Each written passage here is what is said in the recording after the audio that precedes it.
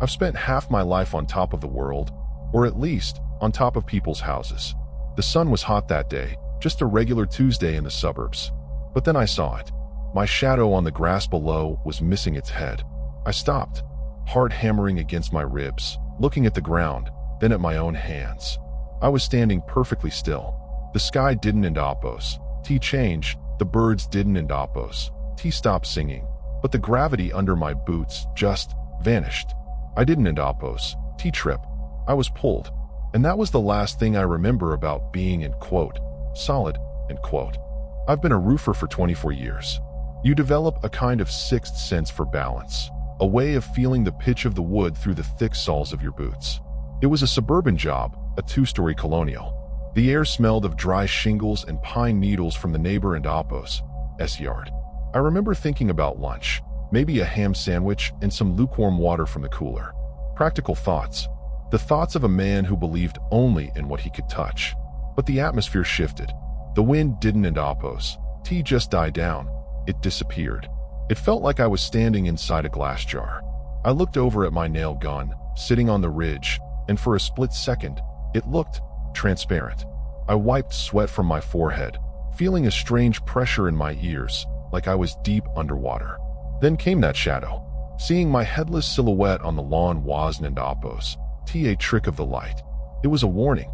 My mind tried to find a logical explanation, maybe a cloud, maybe the angle of the sun. But before I could finish the thought, my right boot, the one I'd laced up tight just an hour before, slipped on a patch of grit that hadn't an Oppo's. Been there a second ago. I didn't end Oppo's. Flail. I didn't end Oppo's. Scream. I just felt the roof leave me. Everything turned into slow motion. I could see each individual blade of grass getting closer, but I wasn't end Oppo's. Falling. I was being invited down. The impact didn't end Oppo's. Feel like an impact. There was no sound of breaking or the sudden rush of pain I had always expected.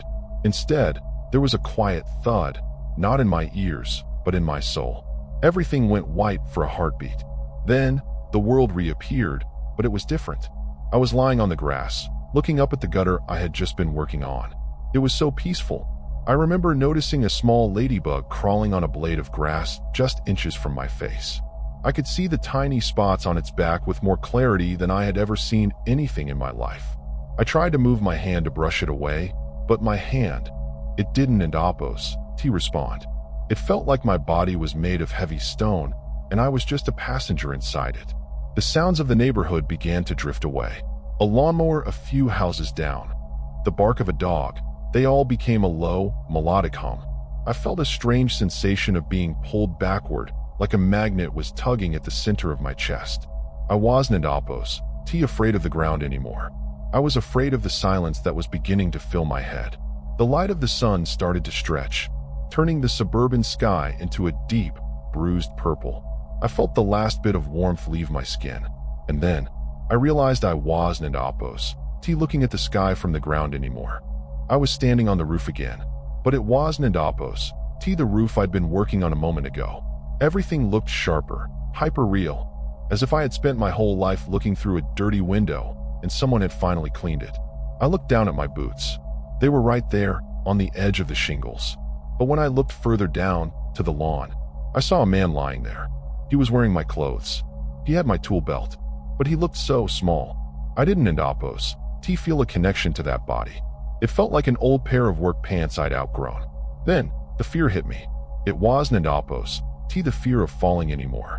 It was the fear of being, end quote, unplugged, end quote. I looked around the neighborhood. I could see the houses, the cars, the trees, but they were glowing with a faint, vibrating energy. I could see the breath of the trees. I could hear the thoughts of the people inside the houses, not as words, but as colors. I tried to shout to my partner who was around the back of the house, but my voice didn't end Oppo's, make a sound. It was then I realized that the end quote, shadow without a head, end quote, wasn't Oppo's, a warning of death. It was a sign that I was already becoming something else. I felt a presence behind me. I didn't end Oppo's, turn around. I didn't end Oppo's, need to. I just felt a weight, a vast, ancient weight, settling onto my shoulders.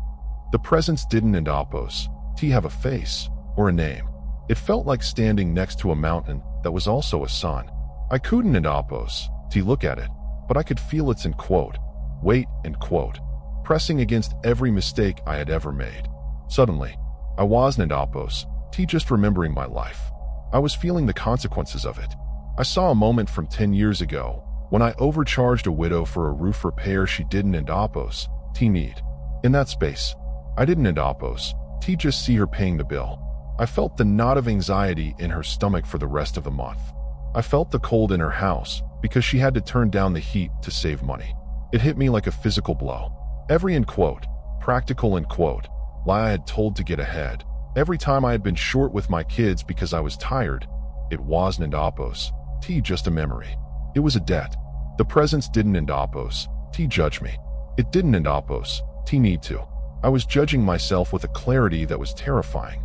I realized that my life wasn't measured by the roofs I built, but by the shadows I left behind in people as hearts. I wanted to hide. I wanted to crawl back into that broken body on the grass just to escape the truth. But the presence held me there. It showed me that everything I did had a ripple that never stopped. I felt a wave of pure, unfiltered regret, a fear deeper than the fall from the roof. And then, the presence spoke, not in words, but in a vibration that shook my entire being. You are not finished, but you will not forget. The return was like being snapped back by a giant rubber band. One moment I was suspended in that immense, truth-filled presence, and the next, I was suffocating under the weight of my own skin. I remember the sound of a siren. It was so loud, so abrasive, compared to the silence of the roof. I opened my eyes and saw the blue sky again, but it didn't look the same. I knew now that behind that blue was something much deeper, something that saw everything. My recovery was long. My body had to be put back together, but it was my mind that underwent the real reconstruction. I don't look at roofs the same way anymore. I don't look at people the same way either. I became a different kind of practical. I realized that the most practical thing a man can do is be honest, because you carry your actions with you when the gravity disappears. The debt I felt in that space, the anxiety of the widow, the coldness of my own words. I spent the next 2 years trying to balance those scales. Not because I'm afraid of hell, but because I finally understood that we are all connected by the ripples we create. Sometimes, when the sun is setting and the shadows get long on the grass, I look for my head. I make sure it is there. But more importantly, I make sure the man casting that shadow is someone I'm not ashamed to be. The fall didn't break me. It woke me up, and I suspect that's exactly what it was meant to do.